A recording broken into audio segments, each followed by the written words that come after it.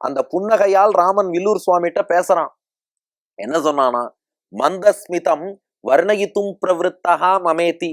என்னப்பா கவிஞனே, என்னுடைய மந்தஸ்மிதம் மெல்லிய புன்னகைக்காக புன்னகை ராமாயணம் பாட போறேன்னு சொல்லி நன்னா கிளம்பின. ராமாயணம் எல்லாம் எழுதின. ஆனா எல்லாம் எழுதின நீ மத்தியே விஷயைக்க லோலகா, நடுவுல எழுதின புன்னகை ராமாயணத்தை நிறுத்திட்டு ஏன் இப்படி மற்ற விஷயங்கள்ல ஈடுபட ஆரம்பிச்ச?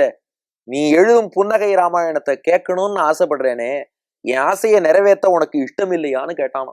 பாருங்க ராமனுடைய கருணையை. நாம் அவனை பாடுவதால் ராமனுக்கு புதுசா பெருமை வரப்போறது இல்லை. ஆனா பக்தர்கள் மீதும் பக்தர்கள் தன்னை குறித்து செய்யக்கூடிய இளைய புன் கவிதை மீதும் பகவானுக்கு அவ்வளவு அபிமானம். அதனால ராமன் கேட்டானா, ஏன் என்னை குறித்து நீ கவி பாடல? தினந்தோறும் வரும்போது என்னை குறித்து நீ ஸ்லோகம் எழுதுவாயே, இன்று ஏன் எழுதவில்லைன்னு கேட்டானோ. வில்லூர் சுவாமி அப்படியே உருகி போயிட்டார். மேலும் புரிந்து கொண்டாராம். மந்தேத்தி மாம்பிரேக்ஷிய விபோ விதத்சே. ராமா புரிஞ்சுதுடா, என்னை பார்த்து நீ மந்த புத்தி உடையவனேன்னு என்னை பார்த்து சொல்ற புரிஞ்சுது. ஏன்னா புன்னகையை ரசிக்கிறேன், புன்னகை ராமாயணம் எழுதுறேன்னு ஆரம்பிச்சுட்டு நடுவுல வேற எதுலயோ ஈடுபட்டுட்டேன் இல்லையா? அதனால மந்தேத்தி மாம்பிரேக்ஷிய.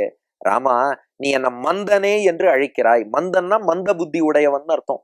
அப்படி நீ என்னை அழைக்கிறாய். மந்தனா நான் இருக்கேன் இல்லையா? மந்தமா இருக்கேன் இல்லையா? மந்தமான என்னை பார்த்து புன்னகை செய்தால் புன்னகையும் எப்படி இருக்கும்? மந்த ஸ்மிதமா தான் இருக்கும். மெல்லிய புன்னகைன்னு அர்த்தம் மந்தஸ்மிதம்னா. நான் மந்த புத்தி உடையவனா இருக்கேன். இந்த மந்தமான ஒருவனை பார்த்து நீ சிரிப்பதால் தான் மந்தஸ்மிதம் மண்டனமானனஸ்ய, நீ மந்தமான புன்னகை செய்கிறாய் போலும். ராமா, இனி நான் நடுவில் நிறுத்த மாட்டேன், தொடர்ந்து புன்னகை ராமாயணம் எழுதுகிறேன்னு இந்த ஸ்லோகத்திலே தீர்மானிக்கிறார் வில்லூர் சுவாமி.